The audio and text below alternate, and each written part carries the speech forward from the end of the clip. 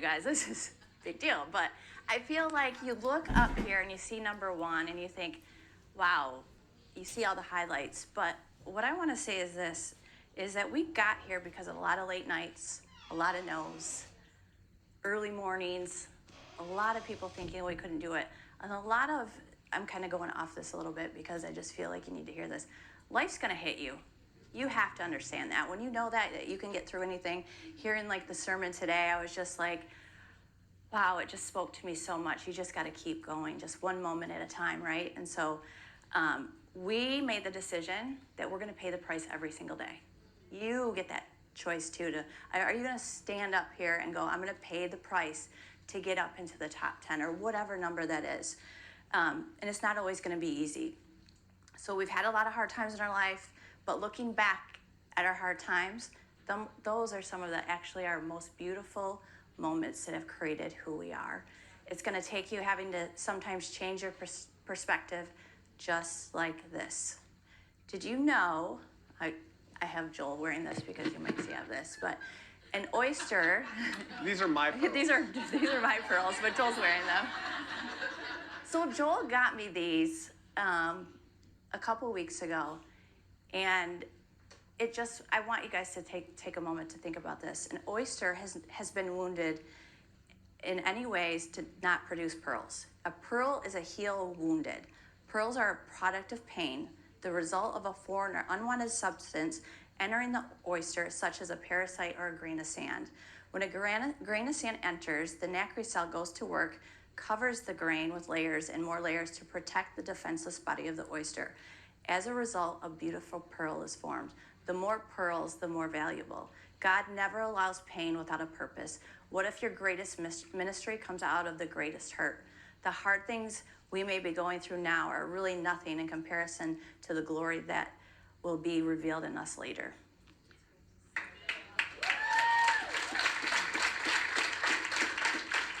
So I'm going to take a note from Jensen's talk this morning. I have been and seen the promised land, guys, and it is for you.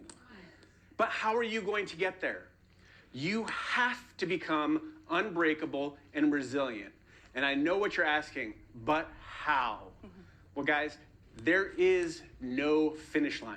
Contrary to what you've been told, in order to live an extraordinary life, you are going to go hard until you can't go any longer. Most people give up way too soon. I mean, how many people on your team gave up before they even started? I mean, I'm talking like just at the beginning of the round, not even the first page in their first chapter of their life, they gave up. So the first key to being unbreakable and resilient is to really start with a decision. Have you decided? I mean, really decided.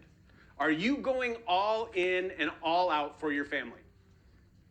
Think about that, like a mom trying to rescue a child from a burning car. They will rip the door off of that extra human mom strength. Is that what you have inside of you? Because if you do, nothing is going to stop you. Secondly, you need to commit to that decision. Guys, you have to commit to this for longer than any other period in time. You know it's going to require time, but guess what? You're underestimating how long. Not a day, not a week, not months, but in years and decades. Once you have committed like this, you have set the course to overcome and outlast anything that can come your way, because you know that there is no finish line. You need to keep going. You are going to get knocked down. You are going to get knocked down. It's not a matter of if, it's when. But you've already made the decision by committing that you're going to get back up. Third, it's all about focus. Guys, you don't have a lack of success. You have a lack of focus. Focus is also an acronym. Follow one course of action until successfully changing lives. Guys, you need to be like a dog on a bone. Nothing is going to get that from them. Nothing is going to distract them from what they've got in their mouth. The biggest decision that you can make each day is what are you going to focus on? Because here is a crazy statistic. The average person spends 4 hours a day on social platforms, doom scrolling. Just think, if you focused that 4 hours on income-producing activities for your business, what that would do for you. You would be in the promised land already. Heck, what if you even used half of that time and it was focused? You would be there. Lastly, your mission has to be about reaching and changing someone else's life. Guys, God did not put you on this earth at this time with your gifts and talents for you and you alone. He put you here to make an impact in somebody else's life for his kingdom. When you ultimately learn this, you will wake up each day knowing that there's one more person to reach, one more mother to help stay home with their kids, one more person to help get out of debt, and one more person to help get freedom. When this becomes your mission, you realize that there is no finish line because there is always one more life to change. So what are you going to do today? You're going to make a decision. You're going to commit to it longer than anyone else. You're going to focus until you succeed, and you will go out daily and look for one more life to change. Now that you're done listening to me, you survived. Now you get to listen to my amazing bride with all of the wisdom that she's got ready for you today. You know, I was thinking about this when we had to do a 10-minute keynote. I was like, oh my gosh, are you kidding me? This is not what I really want to do. But I feel like I do want to do this. I heard Joey say something yesterday, and it was like he was speaking to me, and I do deserve to be up here. And I want you to know that it's worth it, and that I just love you so much that even through the scared, I will go ahead and share these top 10 points, because when I think of what it takes to get here, this is something that I wrote down that I think that you all are going to want to take note of to apply to your life, not just in it works, but every day.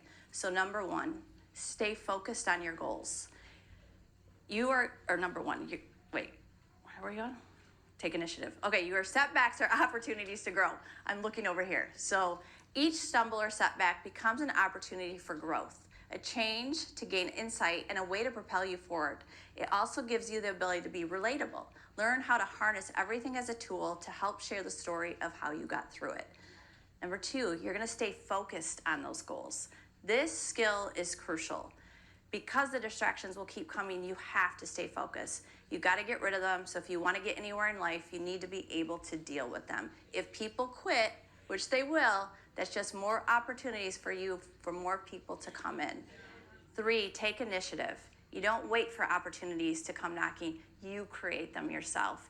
In short, you understand that life doesn't happen to you, it happens for you. You get to create the life and decide to have it.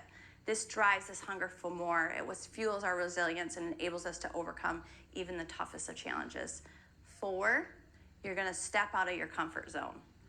People with resilient and unbreakable personalities understand that the only way they can grow and become strong is if they cross that threshold from time to time, and even often. Five, you accept responsibility of your actions. I don't place blame if this business isn't working. I take a step back, I reevaluate, and I see that I really wasn't being intentional. Good news, you can step back at this anytime and get back into intentional. Six, manage your time well. You understand that time is one of your most valuable resources. You're determined not to waste it, so you prioritize your tasks and your time accordingly. Seven, maintain a constant routine. A constant routine creates a sense of stability. It serves as an anchor during tough times. Because remember, we're gonna have those tough times. Discipline. It makes it easier to stay focused on your goals, even when faced with distractions or setbacks, because you will have them. Eight, consistently put effort into all that you do. Do you think success is a result of luck? Or effort? For sure, luck may play a role sometimes, but resilient people know it's largely a product of constant effort. You realize that achieving your goals requires commitment, diligence, and hard work. 9, you need to have a sense of humor. I mean, I am married to Joel, so you've got to have some fun too. Life's too short to be serious all the time. You know, life's full of ups and downs, and you have to take things in stride, finding humor in even the challenging situations. 10, my favorite, practice gratitude. Gratitude is a way of life. You need to focus on the positive aspects of your life, no matter how small they may be. This attitude creates a ripple effect, making it easier for you to face the challenges and that sense of calm and optimism. You were made for such a time as this. So when you have all the takeaways from conference, you hear all the tips, you're excited for the announcements, take it all in and decide to take massive action and go out and not only you do and start changing your life, but you help others do exactly what you're doing. You got this, your biggest cheerleaders, supporters, and P.S., we're gonna be right in the trenches with you guys.